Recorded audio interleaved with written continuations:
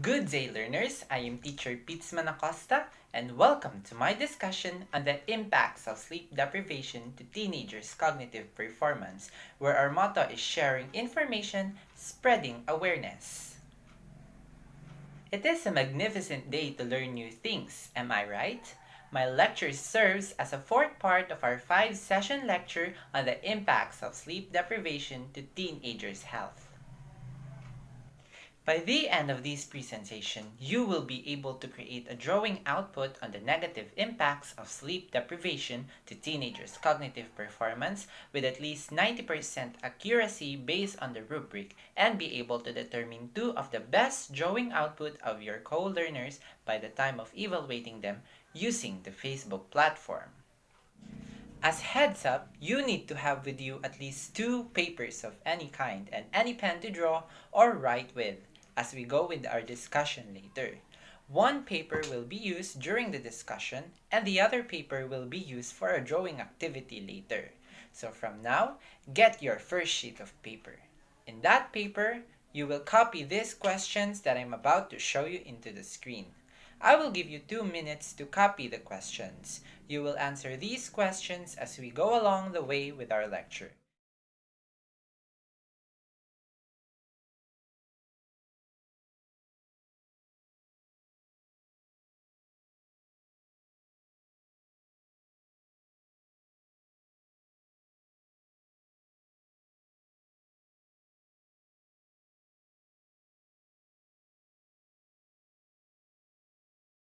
This is Carl. He's a 25-year-old professional nurse working overseas. Since he was 13 years old, a teenager, he had been depriving his sleep in a regular basis. As he grew older, he tends to be forgetful of things and even have a difficulty in grasping information and performing problem solving inside the hospital. He only found out after going to a doctor's appointment that he had been feeling the symptoms of dementia. Do you know about dementia?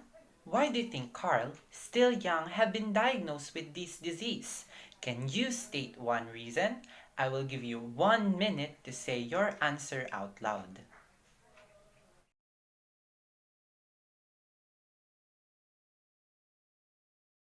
The situation of Carl touches the topic of cognitive performance. As we have discussed, sleep deprivation is the state of inadequate quantity and quality of sleep. Today, we will cover what depriving sleep can do to our cognition.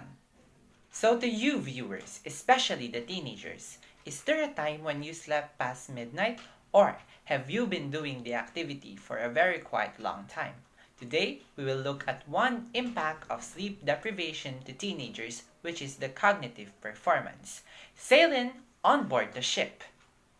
My lecture is about the impacts of sleep deprivation to teenagers' cognitive performance. Do you know what cognitive performance is? Cognitive performance is the ability to acquire knowledge, manipulate information, and reason. What can you say about this definition? Can you explain it in your own words? Let me hear it. Cognitive performance is under the umbrella of the mental aspect of health. You may ask, how does cognitive performance differ from the entirety of mental health? Looking back at our definition, let me expand it a little bit to fully understand what the term means. There are 2 domains of mental health aspect, the cognitive and affective. In the cognitive aspect, it is more leaning on how the stimulus of information around is gathered by our brain. It talks about how we would interpret the information as working and usable material. Then after interpreting, we can use that information to implement a decision or a reflex. In affective, it is more leaning on how the emotions affect our thinking. Cognitive is more objective in function, while affective is more subjective in function. As a rule, the impacts of sleep deprivation to teenagers' cognitive performance is focused on the mental acquisition aspect of life. Can you translate this rule into your own understanding? Let us hear it. As a guide, we will have an activity. I will flash words or phrases that represent a domain, cognitive or affective. Your job is to know the words under the cognitive mental domain. Are you ready? Let's start!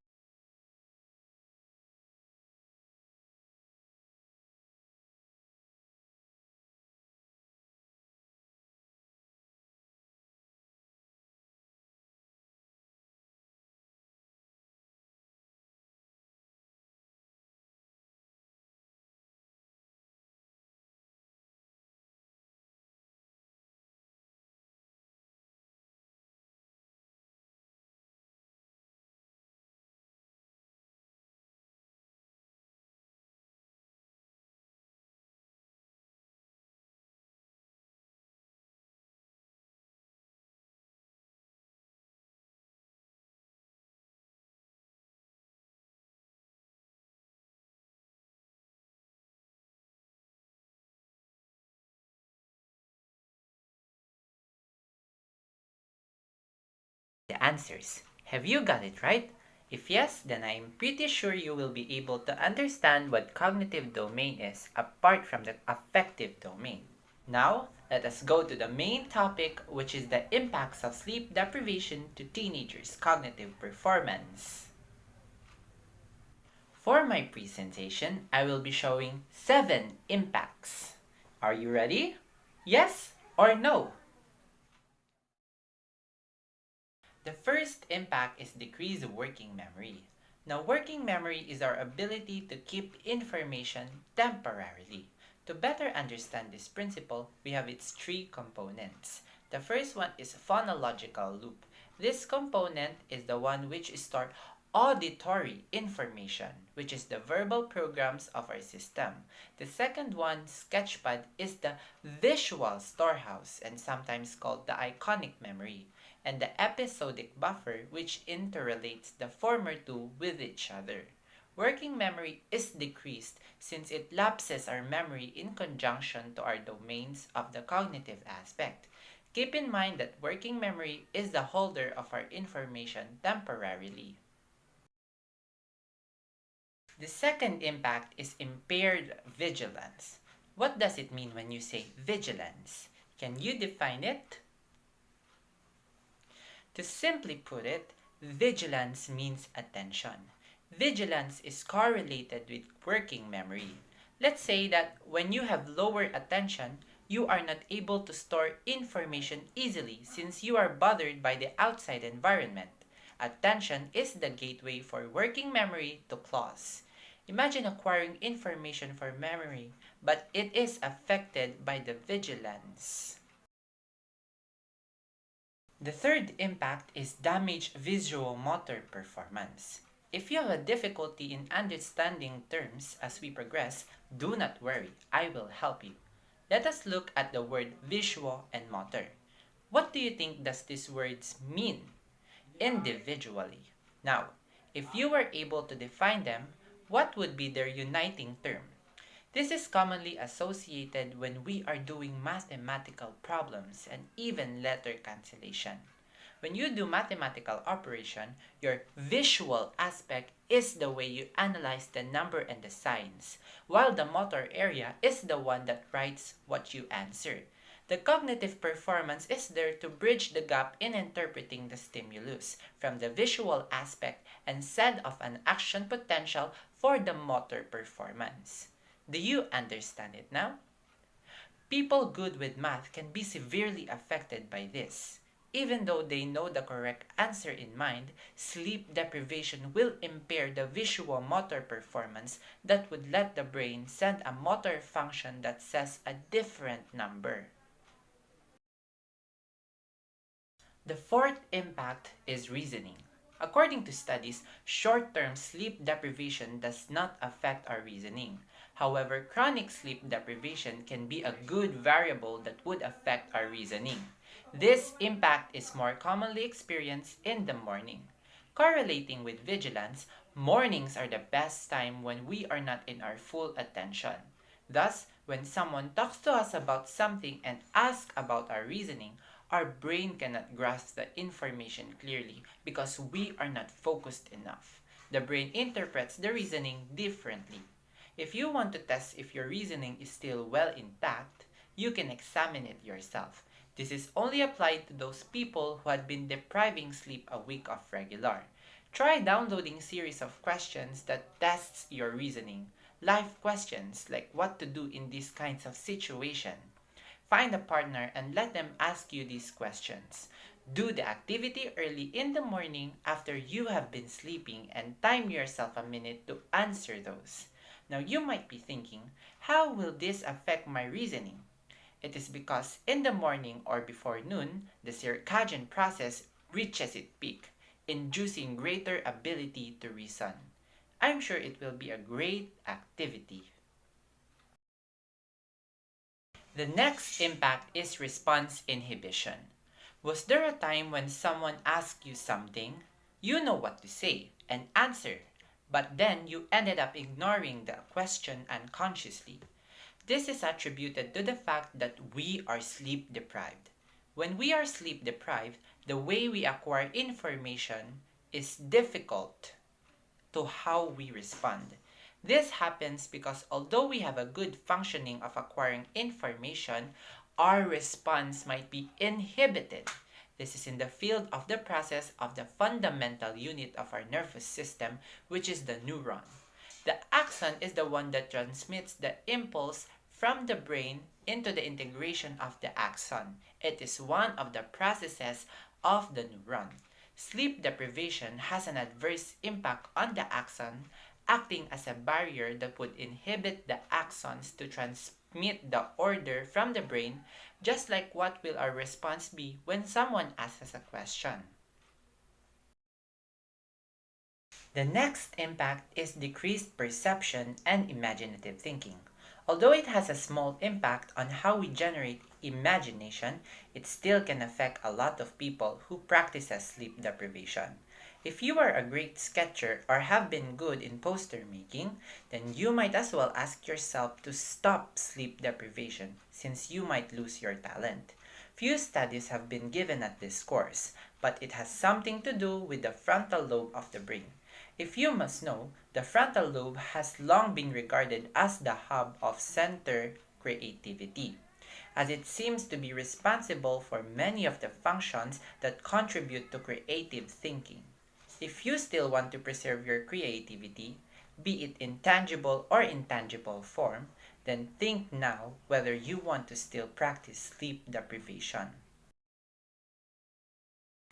The last impact that I have today has something to do with my example a while ago. Carl, as young as he was in practicing sleep deprivation in the age of 25, was diagnosed with the early signs of dementia. It is linked with the last principle, which is long-term memory. Let us look at the human body for a little bit. In the nervous system, the fundamental unit that performs the complex process of the body system is the neuron. At birth, we are gifted with many neurons, at large in a range of 14 billion to 1 trillion. However, neurons are amitotic. What does that mean? Can you define what amitotic is? Most of the cells exhibit mitosis, which is the ability to divide either to renew their number or differentiate. The neurons, however, cannot do this. Thus, they are amitotic, which means that they are not capable of cell division. Why do you think did I present this information? Do you have an idea? I wanted to pinpoint the fact that the neurons that we have at birth is never going to increase, but it will decrease when we practice processes. The most impactful would be sleep deprivation. If you have been listening a while ago, I talked about the axons being inhibited when we are sleep deprived. This blockage will sever the connection of the entire neuron to others, which is detrimental to the health of neurons. This disconnection will disintegrate them since they cannot do their function, leading to their death since they are being isolated. That is the second stage. Since neurons are amitotic, they cannot compensate for the loss of neurons. Carl had been practicing sleep deprivation for a very long time. So in that span of time, he had simply lost a lot of neurons. Dementia is linked to our long-term memory and forgetfulness. Since there are fewer neurons to process the information, then we store lesser information, letting us forget components of that information that we received fully. Thus, dementia is a product of chronic sleep deprivation. We now go to the conclusion of my topic. For our key takeaways, let us remember that cognitive performance as a rule is mainly associated with the mental acquisition domain, as opposed in the affective domain being feeling absorbed. Lastly, the impacts of sleep deprivation to cognitive performance ranges from vigilance, perception, reasoning, and forgetfulness when practiced long term. Have you answered the guide questions that was shown to you at the beginning of this lecture?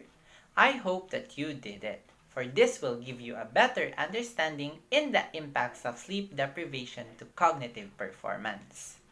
I told you a while ago that you will be needing 2 sheets of paper, right? You have used the first paper to the guided notes. Now I want you to use the other sheet.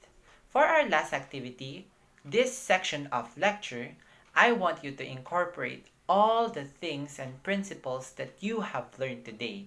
In that sheet of paper, synthesize in the form of a sketch or a drawing the impacts of sleep deprivation to teenage cognitive performance. The sky is the limit, but let it be the overall assessment to whether you understand our lecture this session.